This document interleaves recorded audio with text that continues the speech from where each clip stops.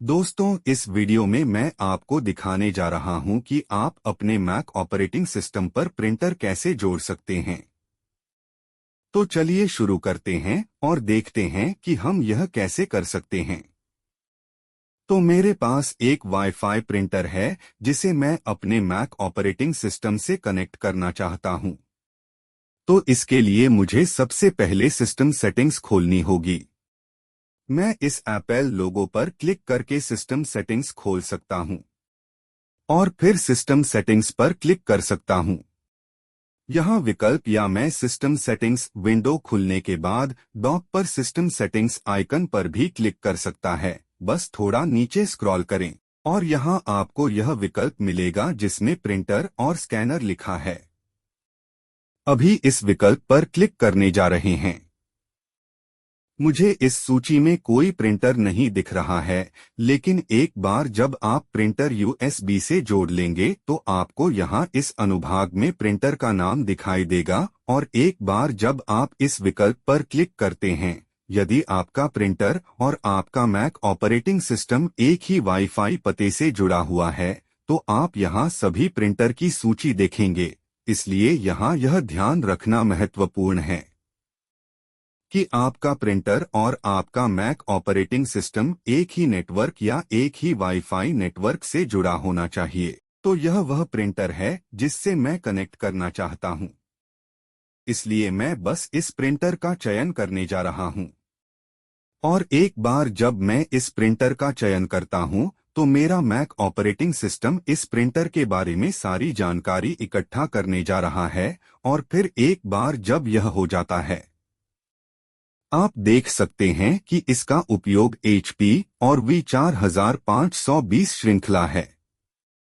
मैं चाहूं तो कुछ सॉफ्टवेयर भी चुन सकता हूं बस इस प्रिंटर को कॉन्फ़िगर करने के लिए, लेकिन मेरे मैक ओएस ने पहले से ही सॉफ्टवेयर और प्रिंटर नाम को पहचान लिया है, इसलिए मुझे कुछ भी करने की जरूरत नहीं है। मैं बस यहाँ जोड़े पर क्लिक करूंगा, जो इस तरह की विंडो दिखाने जा रहा है, जो आपके प्रिंटर का नाम सेट करने के लिए कहता है। और एक बार जब प्रिंटर सफलतापूर्वक कनेक्ट हो जाता है, तो आपको प्रिंटर का नाम दिखाई देगा और आपको यहाँ यह हरा बिंदु भी दिखाई देगा और यह निष्क्रिय कहता है क्योंकि यह कुछ भी नहीं कर रहा है। और यह आपको अंतिम उपयोग भी दिखाएगा। तो एक बार यह प्रिंटर जुड़ जाने के बाद मैं यहाँ इस तीर पर क्लिक कर सकता हूँ और हम चयनित प्रिंटर से संबंधित कुछ और सेटिंग्स कर सकते हैं, ताकि आप देख सकें कि मेरे पास यह खुला स्कैनर है। इसलिए अगर मैं कुछ स्कैन करना चाहता हूँ तो मैं स्कैन कर सकता हूँ कुछ दस्तावेज। फिर मेरे पास प्रिंटर कतार देखने का विकल्प भी है। जब मैं इस पर क्लिक करता हूँ तो मेरे पास कतार में कोई दस्तावेज नहीं है। साथ ही मेरे पास विकल्प और आपूर्ति देखने का विकल्प है, ताकि आप देख सकें। प्रिंटर का नाम प्रिंटर वेब पेज दिखाता है, प्रिंटर विकल्प ढूंढता है और फिर मेरे पास अपने प्रिंटर के लिए स्याही के स्तर या आपूर्ति स्तर की जांच करने का विकल्प भी है, ताकि मैं देख सकूं कि रंग स्याही इस स्तर तक है और फिर काला इस स्तर तक है। इसलिए मैं यहां ओके पर क्लिक करूंगा। मेरे पास इस प्रिंटर को नेटवर्क विकल्प पर साझा करने का विकल्प भी है, ताकि मैं इसे सक्षम या अक्षम कर मैं इसे चुन सकता हूं और फिर मैं यहां चुन सकता हूं और यह उपयोगकर्ताओं की सूची में जुड़ जाएगा। तो एक बार जब आप उपयोगकर्ता को जोड़ लेते हैं, तो आपको यह साझाकरण विकल्प दिखाई देगा। तो आपके पास स्क्रीन साझाकरण भी है और साझाकरण सेट में अन्य विकल्प। लेकिन हम प्रिंटर साझा करना चाहते हैं, ठीक है। तो हम एक बार फिर प्रिंटर सेटिंग में जा सकते हैं और फिर इस साझाकरण विकल्प को सक्षम कर सकते हैं और फिर आप अपना प्रिंटर साझा कर सकते हैं।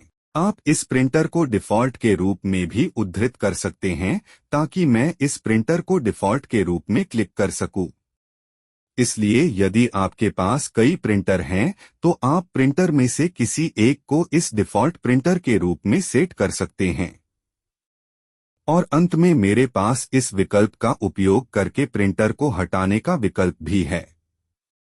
अब चलिए इस प्रिंटर का उपयोग करके कुछ प्रिंट करें। तो मान लीजिए कि मेरे पास यह नमूना पीडीएफ फाइल है। मैं बस प्रिंट विकल्प पर क्लिक कर सकता हूं और फिर मैं इस प्रिंटर का चयन कर सकता हूं। डिफ़ॉल्ट रूप से यह प्रिंटर चुना जाता है और फिर मैं यह भी चुन सकता हूं कि मैं कितने पेज प्रिंट करना चाहता हूं और अन्य सेटिंग्स, और एक बार जब मैं संतुष्ट हो जाता हूं तो मैं प्रिंट विकल्प पर क्लिक कर सकता हूं। तो इस तरह से मैं अपने मैक ऑपरेटिंग सिस्टम पर एक प्रिंटर जोड़ सकता हूं और अपने मैक ऑपरेटिंग सिस्टम पर एक दस्तावेज प्रिंट कर सकता हूं। तो मुझे उम्मीद है कि आपको यह वीडियो पसंद आया होगा और मैं आपको अगले वीडियो में देखूंगा।